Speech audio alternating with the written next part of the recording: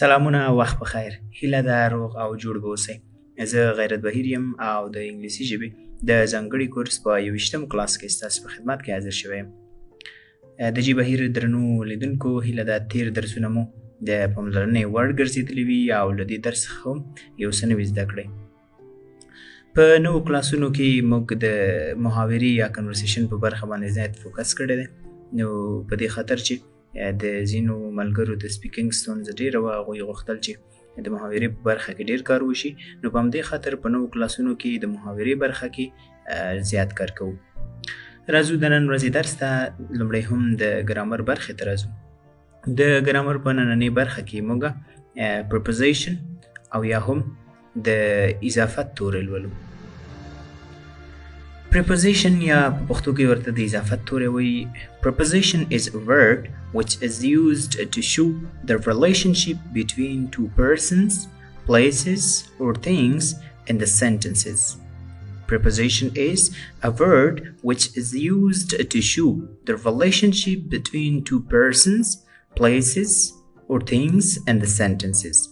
د اضافت تورې یوه کلمه ده چې د دوه اشخاصو، ځایونو او یا څیزونو ترمنځ اړیکه ښایي.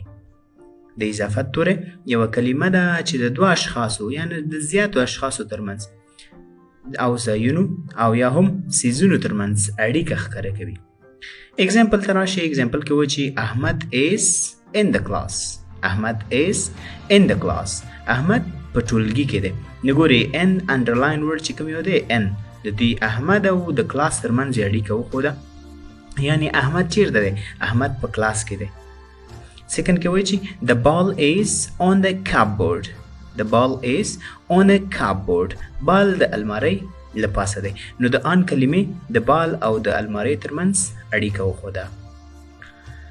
ښه، د اضافت ځینې توري چې دي عبارت دي له دې څخه کوم چې ډېر زیات کارېږي او ډېر مشهور دي. هغه یې دا دي: on معنا له پاسه، د یو شي له پاسه. in معنا پکې یا دننه. under د لاندې، د یو شي د لاندې. at په یا پکې، دواړو لپاره کارېږي. off معنا د او to ته. ښه، دلته راشي. ښي طرف ته یو انځور دی. په دې کې on او in ترمنځ فرق دی. په ترانسپورټي وسایلو کې هغه وسایط چې د یو ځای څخه بل ځای ته پکې شیان او خلک انتقالیږي، د هغې لپاره on او in مو کومو لپاره کاروو. یعنې د دواړو ترمنځ فرق کومه دی؟ on چې دی د هغو ترانسپورټي وسایلو لپاره کاریږي چې هغې کې موږ ودرېدلی شو یا په هغې موږ ودرېدلی شو.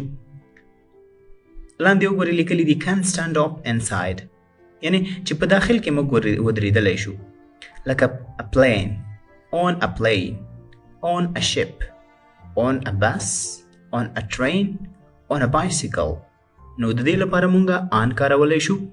بیا چې اخري طرف ته وګورئ can't stand up inside. چې دننه پکې نشو ودرېدلی، د هغې لپاره بیا مونږه in کاروو. وایي چې in a car، in a helicopter، in a truck، in a taxi، in a limo. نو ګورئ ان چې دی د هغو ترانسپورټي وسایطو لپاره کارېږي چې په هغې په منځ کې موږ ودرېدلی نه شو، یعنې سفر په ودرېدلو پکې نه شو کولی. او ان چې دی بیا د هغه ترانسپورټي وسایلو لپاره کارېږي چې د هغې په داخل کې موږ ودرېدلی هم شو. ښه، دا د ان او د ان ترمنځ فرق و. د ګرامر برخه هم دلته پای ته رسېږي. دویمې برخې ته راځو، words یا کلمې. په دې برخه کې 5 لغاتونه لرو او دغه 5 لغاتونه ډېر ګټور لغاتونه وي. هره ورځ ورځنیو خبرو اترو کې ډېر کارېدونکي کلمې وي. نو تاسو هڅه وکړئ چې دغه لغاتونه په جملو کې وکاروئ تر څو مو د ډېر وخت لپاره په یاد پاتې شي او زده مو شي. لومړی هم راځو د لغاتونو پروننسیشن یا تلفظ ته. زما سره یې وروسته تکرار کړئ، بیا به یې ژباړه وکړو. I، eraser، earache، example، and. I معنا سترګه، eraser تخته پاک، earache د غوږ درد. example بیلګه یا مثال end پای یا آخر. د کلمو برخه هم دلته پای ته رسیږي. اصطلاحات او جملو ته expressions and sentences ته راځو. په دې برخه کې هغه جملې چې په انګلیسي محاوره کې ډېرې کاریږي هغه موږ لولو. او لکه څنګه مې چې مخکې یادونه وکړه په نوو درسونو کې د نن سره د محاورې په برخه باندې زیات تاکید کیږي او یو څه زیاتې جملې او اصطلاحات موږ راوړو. ښه راځو د انګلیسي ژبې ډېر کارېدونکي اصطلاحات او جملې. لومړی هم I'm on a holiday. I'm in a holiday. زه رخصت یم. زه رخصت یم. سیکنډ کې وایي چې I'm on business. I'm on business. په سوداګرۍ بوخت یم. Number 3. Why did you come to England? Why did you come to England? ولې انګلستان ته راغلې؟ او ورته وایي سیکنډ 4 کې وایي چې I came here to work. I came here to work. زه دلته د کار لپاره راغلم. Number 5. I came here to study. I came here to study. زه دلته د زده کړې لپاره راغلم. Number 6. I wanted to live abroad. I wanted to live abroad. ما غوښتل چې له هېواده بهر ژوند وکړم. لومړی سلاید د expressions and sentences همدلته ختمېږي. دویم سلاید ته راځو. په دویم سلاید کې لومړۍ جمله ده How long have you lived here? How long have you lived here? څومره وخت کېږي چې دلته ژوند کوې؟ Number 2 کې وایي چې I've just arrived. تازه راغلم. یعنی تازه راورسېدم. Number 3 کې وایي چې a few months ago. څو میاشتې وړاندې. Number 4. just over 2 years. یوازې په تیرو 2 کلونو کې. Number 5 کې وایي How long are you planning to stay here? دلته د څومره وخت لپاره د پاتې کېدو یا د تم کېدو پلان لري؟ Number 6 کې وایي چې another year. یو کال نور. دوهم سلاید هم د expressions and sentences پای ته ورسېده. دریم سلاید ته راځو. لومړۍ جمله ده Do you like it dear? دا ځای دې خوښېږي؟ Number 2 کې وایي I like it a lot. ډېر مې خوښېږي. Number 3. What do you like about it? د دې ځای څه شی دې خوښېږي؟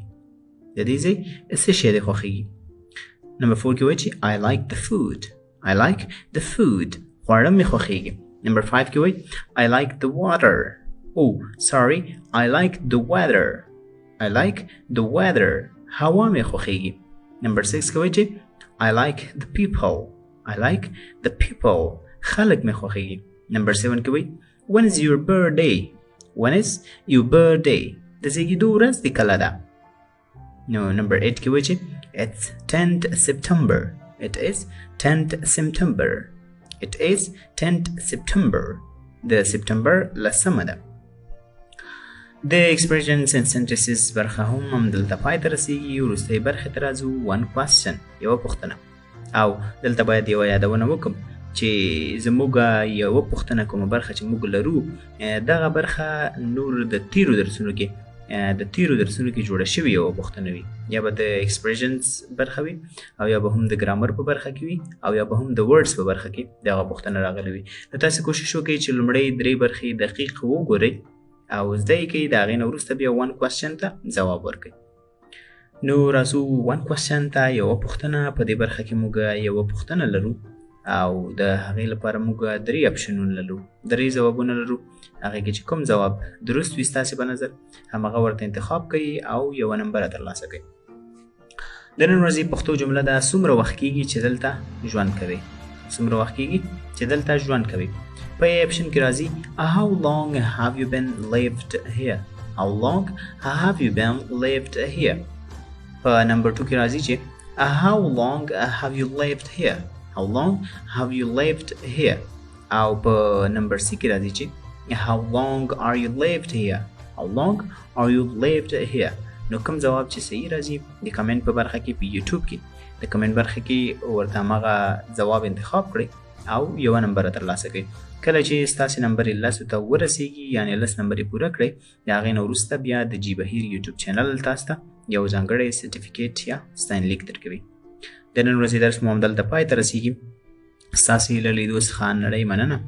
هیله ده ویډیو لایک د ملګرو سره شریک او چینل سبسکرایب کړئ. ښه وخت او ښې چارې ولرئ.